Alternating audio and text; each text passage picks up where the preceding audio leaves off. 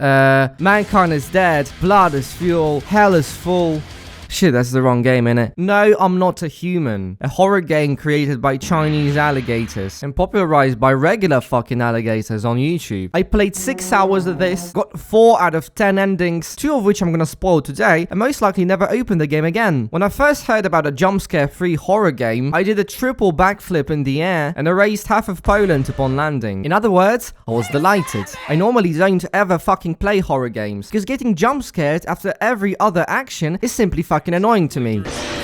I don't want to be changing my adult diapers every 3.5 minutes. So at first, No, I'm Not a Human seemed like a great investment of my precious time and money. And $15 later, I was playing this Eastern Europe simulator and shitting me pants. At least like the first 10 minutes. Until I realized that I'm playing a game that could have just as easily been done in fucking Adobe Flash 10 years ago and played on fucking Internet Explorer. Speaking of which, if you were born after 2010, you have my undying respect. Also, fuck off. Anyways, today I'll give you a quick rundown of the game and share my thoughts on it. This ain't no in-depth review, analysis, anal fucking paralysis. I haven't got that much time, dude. I've got my yoga class at 8 and it's already 7:30, dude. So let's get into it. The basic premise of the game is that the fucking sun gets bored and starts frying humans during the day, which disallows any travel during daytime. So humans are now forced to function exclusively at night. At the same time, some fuck-ass skinwalkers called visitors, which are like some type of alien bacteria that can take shape that of a human, start roaming the planet and like trying to exterminate humans or something. The game is centered around letting people into your house, deciding who's human, who's a visitor, keeping as many humans as possible, and eliminating visitors. Among Us. Yes, it's basically Among Us for the socially inept. Meaning, in theory, it should be perfect for a bastard like me.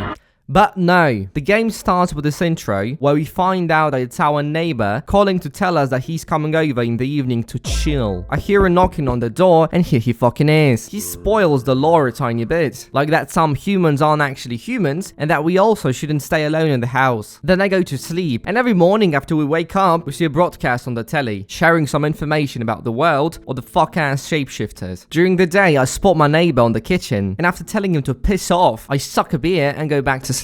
And this is where actual gameplay begins. And the whole gameplay loop is basically this. During the night, you wake up to a knocking on the door.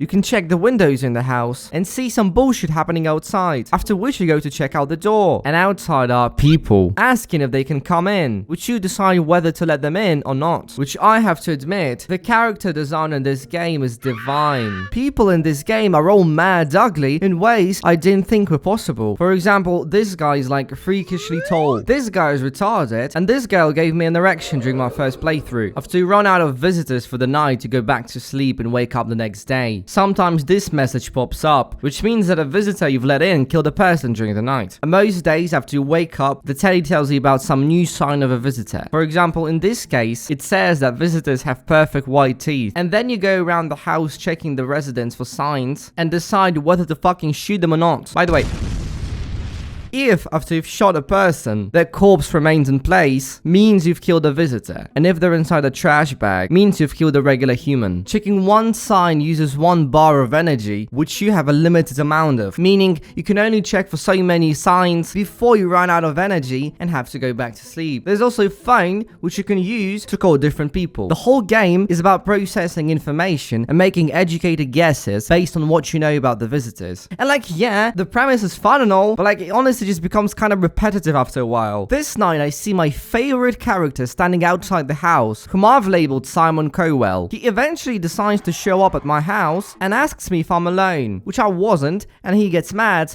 and leaves. Goodbye. And this character is basically like the only real threat in the game. I mean, assuming you don't want your run to end prematurely. Because if you tell him that you're alone, or if you're actually alone in the house, he will enter your private domicile and fucking tickle you to death. Later in the game, a new condition appears, where if you've let 2 or more visitors inside, he'll be able to enter even if you're not actually alone. And Simon Cowell is like the only remotely fucking scary thing about this game. And then again, I'm more scared of my mother finding my butt plug collection rather than this guy. We're later introduced to FEMA, which stands for fuck 'em allegedly. And FEMA is like a government organization deployed to combat visitors, and they sometimes come by to take away 1 or 2 of your residents and like check them for signs of being a visitor, and then they probably probably murder them or something. I think. Like, I don't know. Sorry, I have a dislocated brainstem. I sometimes have trouble, in Terrorist Town. Dope game mode, by the way. This fucking female inquisition sometimes leads to funny situations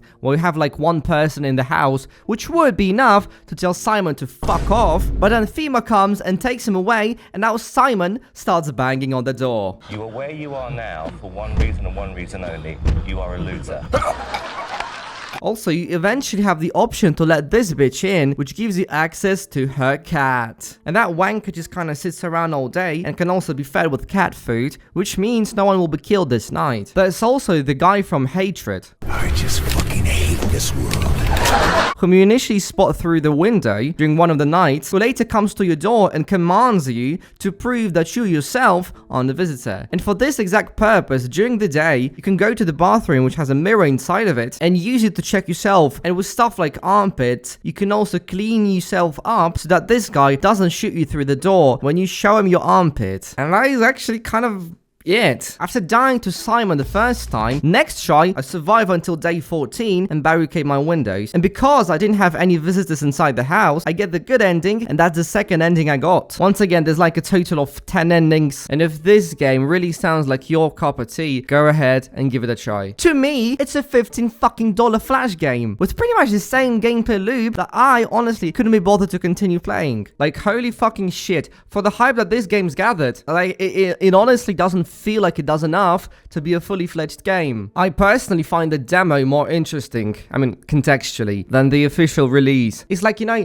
short films being made into feature films. Shit like Lights Out, if you know, you know. Where the short film highlighted a cool concept, was well paced, and perfectly fucking executed. But then it was straight into a fucking feature film. And the extra runtime just kind of, you know, diluted the original charm. So much so that just kind of became fucking, you know, whatever. I played the game before watching any content for it on YouTube. And to be completely fucking honest, playing the game and watching it was equally entertaining. Which, you know, not to say that it wasn't fucking entertaining, it's just that you might as well, you know, just watch it. The world building is good. The gameplay really isn't bad too, but it's just kind of stale. And I know it's an indie game and all, but $15 for like the average of 3 hours of gameplay is fucking cap. So to me, it just doesn't fucking do it. I don't know, you have the right to disagree with me and call me a fucking idiot in a hateful comment, and I have the right to print out your comment and publicly fucking masturbate with it, champ. I said all that I wanted to say. Fuck off now. Anyways, if you like the video, you have diabetes, if you want me to suffer the same fate, leave a like down below. Be sure to also leave a comment while you're at it. I reply to every comment that contains my real name, which is GNOME. Subscribe to the channel. It was me, Walrus. Thank you for watching. Have a nice day.